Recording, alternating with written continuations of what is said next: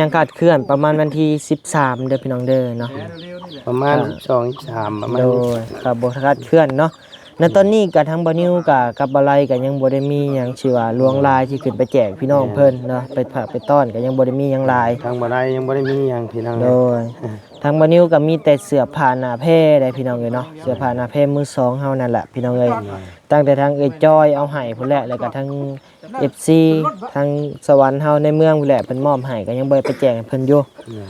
ทางบ่นิวก็สิถือโอกาสนี้ขึ้นไปแจกเลยเนาะพี่น้องเนาะไปมอบสิ่งมอบของให้เพิ่นเนาะพยายามนำเนาะโดยตามไปเยี่ยมไปยามนํพี่น้องทางเบื้องนั้นแน่พี่น้องเอ้ยเนาะบางเทื่อมีเคสใหม่ๆที่เพิ่นยากจนทุกข์ไร้อลีอลอกะ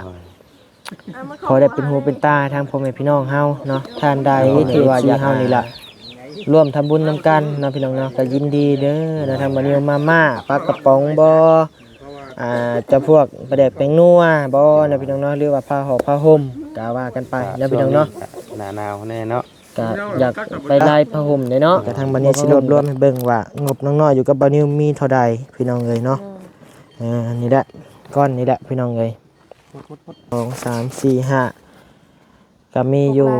6,500,000กีบเด้อพี่น้องเด้ออยู่นำบ่นิวนํพี่น้องเนาะ6,500,000กีบนี่ก็ตกไปเกือบ11,000แล้วพี่น้องเอ้ยเนาะเบิ่งเนาะคะแนนอ้ายเพิ่นว่าได้ก็จังว่ากันอีกเทื่อนึงซั่นน่ะโดยเพราะว่าความคิดของน้องเพิ่นนี่ก็แม่นได้พี่น้องเอ้ยเนาะอยู่ไห้อยู่หน้ากับโบกก็ได้คือกันเอาเงินส่วนที่ 1,000 บาทนี่ก็ไปซื้อบล็อกนี่ก็แม่นความน้องเพิ่นอยู่พี่น้องเอ้ย เพราะว่า 1,000 บาทนี่ก็ได้บล็อกโว้200กว่าก้อนเนาะ200กว่าก้อนได้พี่น้องเอ้ยก็เกือบแล้วเทคันเฮือนเจ้าก่อพาซาวเฮือนเจ้า200ก้อนก็เกือบแล้วพู้นแหละ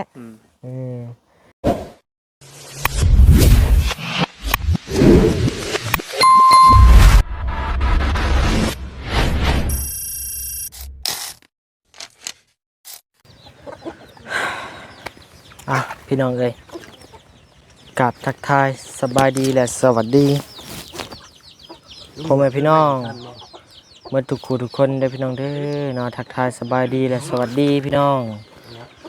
อีกเท่านึงเด้อพี่น้องเด้อเนาะทักทายสบายดีอยู่เฮือนน้องน้อยเช่นเก่าเช่นเคยพี่น้องเอ้ยหลังจากบ่นิวเซอร์ไพรส์เงินน้องเพิ่นไปแล้วนะพี่น้องเนาะ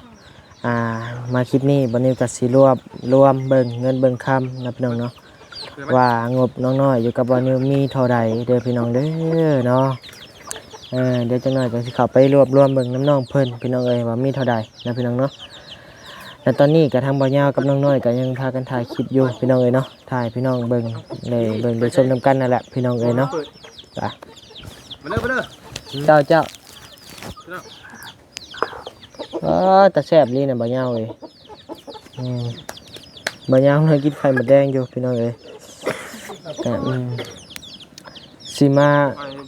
รวมให้กันเบิ่งหมดเลยนะพี่น้องเอ้ยว่างบน้อยๆอยู่กับบ่นิวมีเท่าใดเด้อพี่น้องเด้อเราเบิ่งเราชมไปทำกันแน่เนาะพี่น้องเนาะช่วยคอมเมนต์ให้กำลังใจบ่นิวในเด้อพี่น้องเด้อเนาะกดไลค์กดแชร์เบิ่งโฆษณาบ่นิวแน่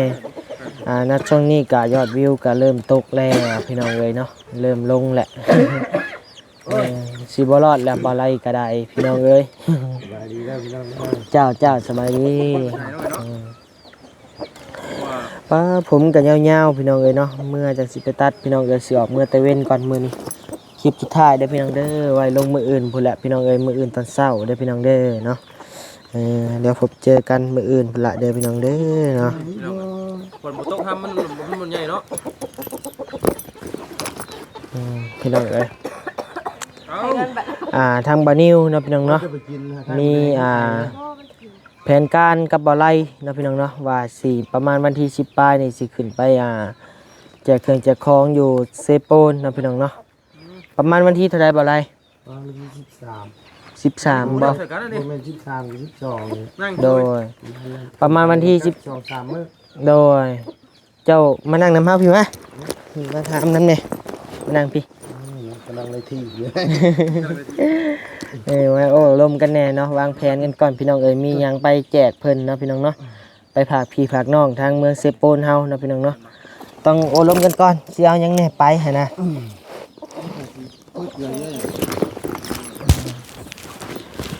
ตอนนี้ก็ทางบ่นิวกับบ่มีหยังหลายพี่น้องเอ้ยเนาะไปแจกก็ได้มีแต่เสื้อผ้าเด้อพี่น้องเอ้ยเนาะโดย มีแต่เสื้อผ้าทางเฮาน่ะ ทั้งอ้ายก็บ่ได้มีครับมีแต่ว่าไปเยี่ยมพยายามทั้งเหนือน้ำเนาะพี่น้องทั้งมาไล่ก็บ่ได้ขึ้นไปโอ้ดนได้พี่น้องเลย โด เกือบ ย 2 เดือนปลายแล้วบ่จะบ่ได้ขึ้นไป เฮาแฮงดนแล้วเฮาน่ะ หน่อย ตั้งแต่กับลูกพี่ผู้ใด หน่อย เอาพี่น้องเอ้ยเนาะถ้าว่าบ่มีหยังคาดเคลื่อนประมาณวันที่13เด้อพี่น้องเด้อเนาะ ประมาณ12 13ประมาณ โด นี้ ยครับบ่คาดเคลื่อนเนาะณตอนนี้ก็ทั้งบ่นิวกับบ่ไลก็ยังบ่ได้มีหยังชื่อว่าลวงลายที่ขึ้นไปแจกพี่น้องเพิ่นเนาะไปฝากไปต้อนก็ยังบ่ได้มีหยังหลาย ทางบ่ได้ยังบ่ได้มีหยังพี่น้อง โดยทางบ่นิวก็มีแต่เสื้อผ้าหน้าแพร่ได้พี่น้องเอ้ยเนาะเสื้อผ้าหน้าแพร่มือสองเฮานั่นแหละพี่น้องเอ้ยตั้งแต่ทางเอ้ยจอยเอาให้พุ่นแหละแล้วก็ทาง FC ทางสวรรค์เฮาในเมืองพุ่นแหละเพิ่นมอบให้ก็ยังบ่ได้ไปแจกให้เพิ่นอยู่ทางบ่นิวก็สิถือโอกาสนี้ขึ้นไปแจกเลยเนาะพี่น้องเนาะไปมอบสิ่งมอบของให้เพิ่นเนาะ พยายามนำเนาะ โดยตามไปเยี่ยมไปยามนํพี่น้องทางเบื้องนั้นแน่พี่น้องไอ้น้องบางเทื่อมีเคสใหม่ๆที่เพิ่นยากจนทุกข์ไร้อลีอลอกะพอได้เป็นหูเป็นตาทางพ่อแม่พี่น้องเฮาเนาะทางพ่อแม่ FC เฮานี่ล่ะพี่น้องเอ้ยเพราะว่าวางแผนไว้สิไปยามได้ก็บ่ได้ไปจักเทื่อพี่น้องเอ้ยเนาะทางบ่นิวก็มีพอได้มีเงินมีคำจากทางแม่เพิ่น2-3คนนี่แหละเพิ่นฝากมากับผู้ละ500ผู้ละพันจังไดกะสิเอาไว้เติมน้ำมันไปแจกเครื่องนี่แหละเนาะพอมีไปก็จักสิหมดจักล้านแล้วขึ้นไปกะเบิ่งก่อน หนักอยู่กันขึ้นเหนือเนาะค่าห้องค่าหอเฮาน้ำอีกนี่ค่าห้องก็คือละ200,000 คืนละ200,000เนาะ คันแบบเอาไว้ว่าดูเนี่ยก็ย่อ300,000หาย400,000นะ ค่าน้ำมันนี่ไปกลับประมาณล้าน3ล้าน4นี่แหละบ่นิวคิดว่าเด็กบ่นิวนะ ผลงานนะ แต่ว่ามีแผนการอยู่ที่ว่าสิเข้าบ้านใดไปแจก เต้ยเสียอยู่ ก็ไปเยี่ยมไปยามพี่น้องเฮาเขตเก่าๆเฮาไปนำมาแล้วก็บ่ไล่ก็ยังบ่ฮู้เลยพี่น้องเพราะว่าบ่ไล่ก็ไปขึ้นไปว่าทั้งทีมงานเพิ่นมีหม่องใดแน่บ้านไหนแน่เนาะก็เบิ่งแบบผ่านๆไปซื่อๆพี่น้อง เช่าก็ยังใช่ เพิ่นเฮ็ดเฮือนไผก็เฮาเฮ็ดเวียกอันนี้เฮาบ่ได้มีเวลาสิเบิ่งหรอกพี่น้องแค่กดเข้าไปแล้วก็เห็นผ่านๆแล้วก็ โดย เบิ่งหน้าน้อยพี่น้อง ไปเบิ่งหน้างานเนาะพี่น้องเนาะว่าทางบ่นิวกับบ่ไลสิเข้าไปบ้านใดไปแจกเครื่องอยู่บ้านใดหั้นนะอันที่จริงก็อยากเข้าไปที่บ้านกันดารที่สุดนั่นแหละบ่ไลแต่บ่ฮู้ว่ามันเฮาสิไปไหวบ่ แต่ว่าเข้าไปพุ่นมันบัดมันก็ลำบากเฮาอีกอย่างแหละมันสัญญาณโทรศัพท์พี่น้อง โดย สัญญาณโทรศัพท์มันบ่ได้ ถ้าบ่ไปว่าดิ มียากตัวนี้แหละ โดย ขึ้นแถวเหนือส่วนหลายเงี้ยสัญญาณ โดยก็มีทางบ่นิวมีแนวแจกก็มีแต่เสื้อผ้าเด้อพี่น้องเด้อเนาะถ้าว่าทางผู้ใหญ่ใจดีท่านใดที่ว่าอยากร่วมทำบุญนำกันเนาะพี่น้องเนาะก็ยินดีเด้อนะทางบ่นิวมาม่าปลากระป๋องบ่เจ้าพวกปลาแดกแป้งนัวบ่นะพี่น้องเนาะหรือว่าผ้าห่อผ้าห่มก็ว่ากันไปนะพี่น้องเนาะ หน้าหนาวแน่เนาะ ก็อยากไปไล่ผ้าห่มเด้เนาะบ่ผ้าห่มก็มาม่าปลากระป๋องสั่นละพี่น้องเอ้ยเนาะ อยู่ในกินช่วยเรือเบื้องต้นนั่นแหละเนาะพี่น้องเอ้ย โดย พอบรรเทาทุกข์ไปก่อนเนาะ โดย ถ้าขึ้นแล้วไปแถวเหนือโอ้ยส่วนหลายก็คนทุกข์ยากหลายนะพี่น้อง โดย ต้นเนาะเสื้อผ้าหน้าแพร่ก็แค่บ่ เนาะ มีใส่อะ อืม เขตเฮานี่ยังถือว่าโอเคอยู่เลยพี่น้อง โดย เสื้อผ้าหน้าแพร่ใส่กันแต่ว่าอยู่เหนือโอ้ยเกือบสิใส่ก็บ่มีเนาะ โดย ขึ้นเหนือส่วนหลายคันเป็นไปได้เนาะทางบ่ไลได้เป็นเกิบเป็นหยังแบบเป็นเกิบ มาดาวเนาะ แม่น เกิดมาดาวเนาะ ไปแจกเพิ่นพี่น้องส่วนหลายเห็นเพิ่นย่างโอ้โห บ่ใส่เกิ บ่ บ มี เนาะ เกิบใส่เนาะ เจ้าไอ้จะบ่กินขั้นพ่อ แน่นั่นก็แม่นก็โอเคอยู่เนาะ กันว่า ก็ดี มีผู้ใหญ่ท่านใดอยากร่วมทำบุญเนาะพี่น้อง โดย เกิบพี่น้องก็คู่หนึงก็บ่แพงหรอกพี่น้องไอ้ประมาณ10 20ปลายพันเนาะ โดยเกิดอีแตะอันรุ่นอันโตเพิ่นขายเป็นศพนะมีถูกขนาดเลยนะ โดย ศพหนึงคือว่าแสนปลายหนึงบ่โตเพิ่นขายในห้างทุกอย่าง20เด้ อ๋อ แต่ว่ามันก็ทน โดย ทนเติบหนึงอยู่ มันก็ตามสภาพตามราคาแหละเนาะพี่น้อง โดย ใช่มันทนแบบคือว่าของที่เขาซื้อราคาแพงๆมันก็ โดย ไปบ่ได้แล้วพี่น้อง ก็โอเคเดี๋ยวพังเบิ่งเนาะพี่น้องเนาะ น้อย หักแน่ๆนี่ประมาณวันที่13พี่น้องเอ้ยเนาะวันที่13ที่ว่าคะแนนบ่มีหยังคาดเคลื่อนก็ได้ไปคะแนนมีแนวคาดเคลื่อนก็บ่ได้ไปเด้อพี่น้องเด้อเนาะ เพราะว่าเฮาก็กันแน่ๆก็สิได้ไปแหละพี่น้องเอ้ยเนาะคะแนนว่าบ่มีปัญหามานะพี่น้องเนาะ ขนาดจะบ่มีหยังหรอกพี่น้อง จ้างมีน้อง อันนี้กับวันที่เท่าไหร่นี่ที่เก้าบ่ที่เก้า10 11 12 3อีก3-4มื้อพี่น้อง โดย ไป อะไรดินๆใช่ไหม พวกมาดีแล้วตื่น มันเดินทางช่วงประมาณนี้ก็ได้ประมาณ แล้วเข้ามานี่ก็ออกดึกก็ได้ไปฮอดออกไปประมาณ 6-7 โมงก็ได้ หน่อย เฮาแล้วเวียกแล้วงานอยู่นี่แหละเฮาจังไป หน่อย กะทั้งน้องน้อยบัดนี้ก็บ่ได้ปะเด้อพี่น้องเด้อเนาะไปประมาณแจกเครื่องไปปึ๊บนอนคืนหนึ่งคืนที่สอง ประมาณ 2-3 มื้อ ไปแจกเครื่องแล้วก็นอนคืนหนึ่งแล้วก็จังสิได้กลับมา 2-3 มื้อนี่แหละพี่น้องเอ้ยเนาะ ประมาณนี้เบิ่ง มีแต่มอบหมายเวียกอยู่นี่ก่อนพี่น้องเอ้ยขาดเรือยังบ่นิวก็สิซื้อมาเนาะเพราะว่างบก็บ่นิวก็ เพราะว่า มันก็หลายกว่าหมู่ ห้อง นะ น้ำนี่ก็มันครบเบิดแล้วแม่นบ่ ก็เกือบครบแล้วมีแต่มื้ออื่นสิซื้อเหล็กตะปูมาให้เพิ่น มีได้ครบมาแล้วมีแต่เพราะว่าทั้งนั้นก็ยังบ่ทันมีอีหยังเนาะ เนาะ เห็นแต่ทางเจ้ามา4 ล้านบ่ มาเพิ่มอีก4ล้านเอส เนาะ4 แต่ ล้าน ว่ามอบให้น้องน้อยแสนหนึงละเหลือ4ล้านก็ยังเหลือกับบ่นิวอยู่ประมาณ5ล้าน5ล้านปลายบ่เอาเดี๋ยวจังหน่อยจะสรุปนํกันถ้าน้องน้อยเพิ่นแล้วเวียกแล้วงานก่อนพี่น้องเอ้ยเอาโอเคมีแต่มาแจ้งข่าว FC ซ้ำนี้แหละพี่น้องเอ้ยเนาะแจ้งจะเดินทางมื้อวันที่13พี่น้องเอ้ยคะแนนบ่มีแนวคาดเคลื่อนเด้อพี่น้องเด้อเนาะทางลูกพี่เฮาก็อยู่เชฟโปนพุ่นแหละตอนนี้เนาะแต่ก็ไปกันน่ะบ่ทันลูกพี่ดอกเพราะว่าลูกพี่เพิ่นสิแล่นลาวใต้บ่เนาะหรือว่าแนวใด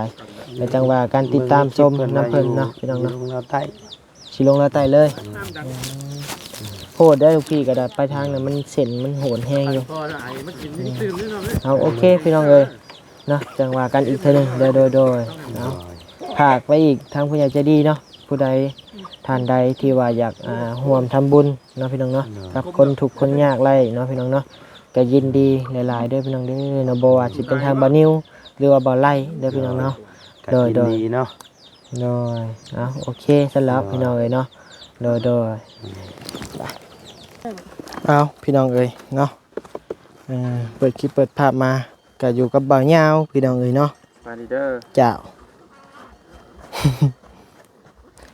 กะเนาะพี่น้องเอ้ยเนาะทางบ่าวนิวแล้วก็สิมาแจ้ง FC เนาะพี่น้องเนาะ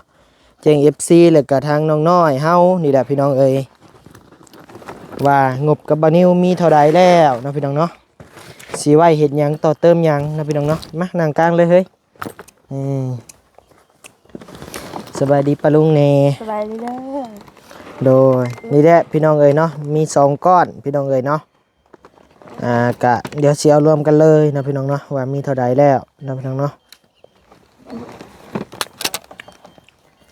กะนี่แหละมาแจ้งทางบ่ยาวนํแน่เนาะเพราะว่าทางบ่ยาวกะมีงบคือกันเนาะพอดีว่าใครว่ารวมกันมันพอหยังก็สิเอาอันนั้นพี่น้องเอ้ยเนาะนี่แหละพี่น้องเอ้ยเนาะมาใหม่ก้อนหนึงเด้อพี่น้องเด้อที่บ่นิวแจ้งลงไปในคลิปนั่นล่ะ นี่เป็นแจงน้ำบ่ อันนี้กะสิว่าจ่ายของน้ำกับแมนเนาะเพราะว่าเงินก้อนเนี่ยเฮ็ดหยังก็ได้นะแม่เพิ่นก็บ่ได้บ่ได้ว่าสิว่าเว้าให้เฮาจัดการเลยนะเหมาะสมตัวใดก็เอาตัวนั้นนะ ก็เพื่อนไม่น้องเพิ่นนั่นแหละ โดยกะเฮือนใหม่นี่ก็ถึกแล้วเนาะเอาเดี๋ยวอาสิรวบรวมให้เบิ่งเด้อ เด้อ แล้วก็ทางบัดนี้สิรวบรวมให้เบิ่งว่างบน้องน้อยอยู่กับบ่นิวมีเท่าใดพี่น้องเอ้ยเนาะนี่แหละก้อนนี่แหละพี่น้องเอ้ยกะ อันนี้ก็4ล้านเด้อพี่น้องเด้อเนาะ4ล้านจับไว้4ล้านแล้วตัวนี้ก็เป็นเงินเก่าที่ว่าสิว่าไว้ค่าช่างของน้ำนะพี่น้องเนาะแต่ว่าพังเบิ่งเพราะว่าลุงหนวดก็มี 3,500 เนาะบางเทื่อลุงหนวดกับบ่าวนิวก็สิเข้ากันเพราะว่าตอนนี้ก็งบของน้ำก็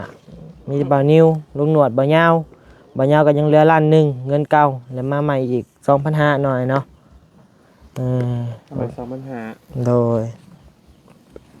แล้วก็ แล้วก็นี่แหละเนาะล้านหนึงนับเบิ่งดูครบบ่ จะเอาตัวเพื่อนผู้ใดสำคัญ โดย1 2 3 4 5 6 7 8 9 10โหเงินเก่าเฮานี่ก็เท่า2ล้านได้นี่ 5 ล้าน โดย 6 ล้าน 6ล้าน1 2 3 4 5 ก็มีอยู่ 6 ล้าน 6 ล้าน 5 แสนกีบเด้อพี่น้องเด้ออยู่นำบ่าวนิวนำพี่น้องเนาะ6 ล้าน 5 แสนกีบนี่ก็ตกไปเกือบ11,000ละพี่น้องเอ้ยเนาะเติมอีกประมาณ6-70 พันกับหมื่นบ่1 2 3โอ้บ่ได้เนาะแสนปลายเนาะเออเติมอีกแสนปลายก็ฮอด11,000 โดย เอาว่าเป็นเงินกีบเฮานี่แหละสบายพี่น้องเอ้ยเนาะเพราะว่ามันแลกมาเป็นเงินกีบแล้วกันนี้แล้วเด้อเงินสมทบเนาะ เพื่อนใหม่ เฮ็ดเฮือนใหม่ โดย หรือว่าสิขาดเรือตัวใดในห้องน้ำห้องในนี่ก็จกได้คือเก่าเนาะ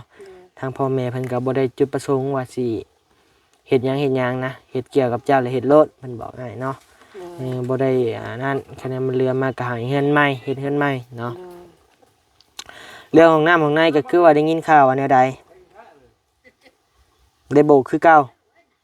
มีทั้งผู้ใหญ่ทั้งบ่าวยาวให้โบกเนาะเพิ่นฝากเงินมาอยู่1,500บ่1,100บ่หรือว่าบ่โบกก็ได้บ่ หวานน้อยมันคือดายาม เจ้าบ่อยากโบกบ่ เพราะว่ามันจะแบบจะเฮาอยู่ไห้อยู่หน้าเด้ มันบ่จำเป็นบ่จะเล่นล้มกับบ่าวยาวเบิ่งนี่เพราะว่างบตัวโบกอยู่กับบ่าวยาวเด้เพราะว่าทางอ้ายเพิ่นอยากให้โบกว่าซั่นเนาะแต่ว่าความคิดเจ้าบ่อยากให้บ่อยากโบกปานใด อยากให้อยากเอาเงินตอนนั้นไปซื้อบล็อกชื่ออันนั้นอยู่พุ่นน่ะ อยู่เฮือนใหม่เอาเนาะ โดย เอาบ่าวยาวน้องเพิ่นมีเรื่องสิเว้านำอยู่นี่แหละเรื่องโบกเรื่องเบรกนี่แหละ ก็จุดประสงค์เพิ่นก็นี่เพิ่นนี้ มาพี่ล่ะ ประสงค์เพิ่นเขาก็บ่เข้าใจเพิ่นแล้ว โดยเจ้าก็อธิบายเพิ่นเบิ่งเนาะว่าแนวใดก็จุดประสงค์เพิ่นให้โบกก็โบกซะไอ้วะเนาะเพราะว่าเพิ่นอยากให้มันโบกอยากมันงามหั่นนะ โดย แต่ว่าความคิดของเจ้านี่ก็อยากให้บ่อยากโบกแล้วอยากเอาเงินที่ส่วนโบกไปซื้อบล็อกบ่นาง แม่นเลยเพราะว่าเนี่ยตัวนี้มันเกิดแบบว่าอยู่ไห้อยู่นานะ ก็แม่นความเจ้าอ แม่ ยู่ นความคิดเจ้ากับแม่นอยู่ เลย จุดประสงค์เพิ่นแนวนั้นเด้ นะเพิ่มพันเดียวนึงพี่น้องเลย เลย ก็ให้มันงามเด้อยาละเป็นหยัง โดยเพราะว่าปูนนี่ก็ซื้อมาหลายเด้ เหลือปูน บ่ได้ ซื้อ บ่ มาหลายเติบ หลายก็ยังสิบ เฮ็ดอะไรกันอีกติ โอ้ย เอาลองเบิ่งเนาะคะแนนอ้ายเพิ่นว่าแนวใดก็จังว่ากันอีกเทื่อนึงซั่นน่ะ โดยโดย เพราะว่าความคิดของน้องเพิ่นนี่ก็แม่นได้พี่น้องเอ้ยเนาะอยู่ไห้อยู่หน้ากับโบกก็ได้คือกันเอาเงินส่วนที่ 1,000 บาทนี่ก็ ไปซื้อบล็อก ไปซื้อบล็อกนี่ก็แม่นความน้องเพิ่นอยู่พี่น้องเอ้ย เพราะว่า 1,000 บาทนี่ก็ได้บล็อกโว้200กว่าก้อนเนาะ200กว่าก้อนได้พี่น้องเอ้ย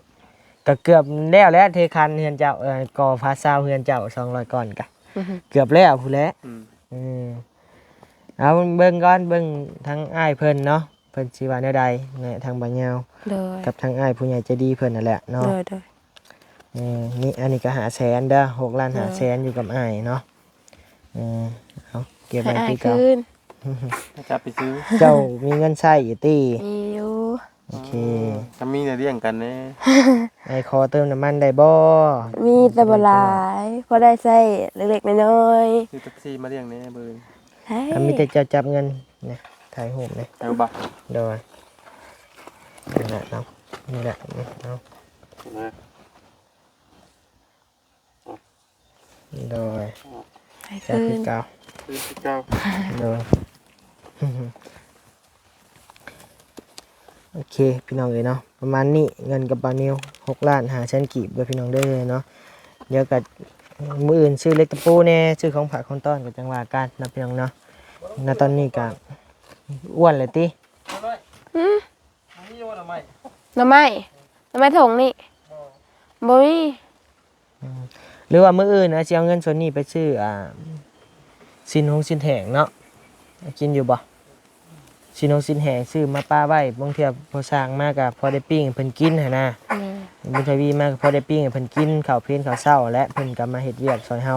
อันที่จริงก็คือเจ้าฮู้แหละทั้งพอสร้างก็เอาราคาถูกคือเจ้าฮู้แหละไปสร้างผู้อื่นก็เป็นหมื่นนั่นน่ะแต่ว่าพอสร้างเพิ่นเอาแต่น้ำเจ้า3 ล้านบ่ได้โบกแนมโบกเพิ่นเอาน้ำแต่ล้าน7 3 ล้าน7หั่นน่ะเฮาก็เลยว่าเฮามีหยังก็ให้เพิ่นกินนะให้เพิ่นกินซะหั่นน่ะ เลย เพราะว่าเพิ่นกันมาก็เว้าง่ายๆเพิ่นกันในน้ำช่วยเหลือผู้ใดผู้สร้างพี่น้องเอ้ยเนาะบ่แม่นบ่นิ้วย่องเราถูกแฮงพี่น้องเอ้ยเนาะจนว่าถูกนะ จนว่าแทบว่าเราสิบ่เหลือหยังแต่ว่าเราก็เฮ็ดพี่น้องเอ้ยเราเดินทางสายนี้เราก็ว่าเคยเว่าส่วนตัวน้ำเราอยู่เราอยากซอยเราเห็นแล้วเราอยากซอยนะเราเปรียบเทียบเกี่ยวกับชีวิตเราตะกี้เราก็บ่ได้มีหยังพี่น้องเอ้ยเนาะย้อนว่าความเราซอยนี่แหละเราจังพอมีผู้ใหญ่เพิ่นเข้ามาในการทางมานำทีมงานเฮาก็พอมีเวียกมีงานหั่นนะกระผากพังทางภาษานั้นเด้อพี่น้องเด้อเนาะเราก็ดีไซน์ดีมารยาทดีภาษาโอ้ยสุดแหละพี่น้องเอ้ยเนาะกับภาษาเนาะเอากับราคาถูกนั่นแหละคือพี่น้องฮู้และสร้างผู้อื่นก็เป็นหมื่นบ่หมื่นก็5 ล้านไปซั่นแหละพี่น้องเอ้ยเอาพี่น้องเอ้ยสำหรับคลิปนี้ก็มีเงินอยู่จำนวน6 ล้าน5แสนกีบเด้อพี่น้องเด้อเนาะถ้าว่ามีหยังคืบหน้าบัดนี้สิมาแจ้งเพิ่มเติมนะพี่น้องเนาะสำหรับคลิปนี้ก็อยู่ดีมีแฮงพี่น้องเอ้ยความเจ็บบ่ให้ได้ความไข้บ่ให้มีปรารถนาสิ่งใดขอให้ได้สิ่งนั้นสมความมุ่งมั่นปรารถนาอย่าเจ็บอย่าจนเด้อเนาะพ่อแม่ FC และผู้ใหญ่ใจดีทุกท่านที่ว่าสมทบเงินเข้ามานี่ก็ขอให้ชุมพ่อชุมแม่ชุมป้าชุมลุงเนาะเอ้ยก็ขอทั้งพ่อแม่ก็ขอให้อยู่ดีมีแฮงพร้อมโดยครอบครัวเด้อแม่เด้อพ่อเด้อเนาะก็ขอให้ร่ำให้รวยเนาะโชคมานเนาะพี่น้องเนาะโดยสบายดีบ๊ายบาย บ๊ายบาย